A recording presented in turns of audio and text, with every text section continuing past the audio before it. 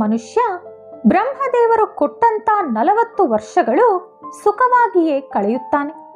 ಅದರ ನಂತರ ಕತ್ತೆಯ ಆಯಸ್ಸಾದ 20 ವರ್ಷಗಳು ಮನೆ ಜವಾಬ್ದಾರಿಯನ್ನು ಕತ್ತೆಯಂತೆ ಹೊರುತ್ತಾ ಕ್ಷಣವೂ ವಿಶ್ರಾಂತಿ ಪಡೆಯದೆ ಎಷ್ಟೋ ಕಷ್ಟಪಡುತ್ತಾನೆ.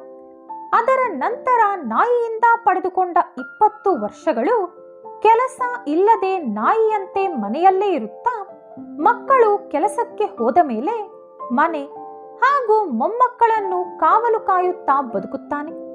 ಕೊನೆಯದಾಗಿ ಗೂಬೆಯಿಂದ ಪಡೆದುಕೊಂಡ 20 ವರ್ಷಗಳು ಅಂದರೆ 80ರಿಂದ 100 ವರ್ಷದ ವಯಸ್ಸಿನಲ್ಲಿ ಕಣ್ಣು ಕಾಣಿಸದೆ, ರಾತ್ರಿ ನಿದ್ದೆ ಬರದೆ, ಚರ್ಮ ಸುಕ್ಕುಗಟ್ಟಿ ಎಷ್ಟೋ ಕಷ್ಟ ಅನುಭವಿಸುತ್ತಾನೆ.